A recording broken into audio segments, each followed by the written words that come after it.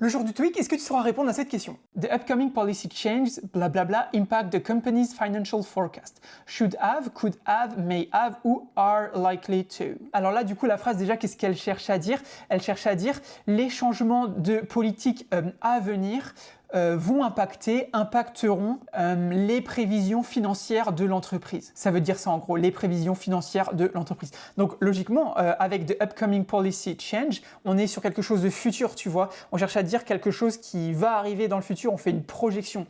Et là, donc à partir de là, il faut que tu connaisses en fait les modaux et quand est-ce qu'on les utilise. Should have, could have, may have, c'est utilisé pour quelque chose de passé, ok? Alors que ici, on fait une projection dans le futur. Donc en fait, on va pouvoir les éliminer parce que du coup, si c'est quelque chose de passé, c'est pas quelque chose de futur. Et le seul qui permet d'exprimer une prévision dans le futur, globalement, c'est le are likely to.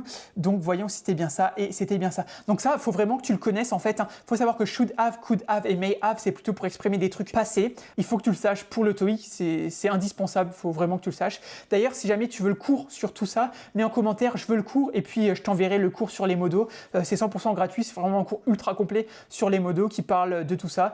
Donc n'hésite pas à mettre en commentaire, je veux le cours et puis moi je te l'enverrai. Donc voilà, si jamais tu as appris quelque chose, n'hésite pas à t'abonner, à liker et à partager cette vidéo avec tes potes. Et puis si jamais tu veux t'entraîner sur ces questions-là, n'hésite pas à aller sur la plateforme qu'on a là, c'est nous qui l'avons faite, c'est une plateforme qui est 100% dédiée à l'entraînement pour le TOEIC. Donc pour y accéder, tu tapes www.top-students.com dans ton navigateur ou Top Students TOEIC sur Google, tu verras, ce sera un des premiers résultats. Et moi je te dis à demain pour une nouvelle vidéo TOEIC. Allez, ciao!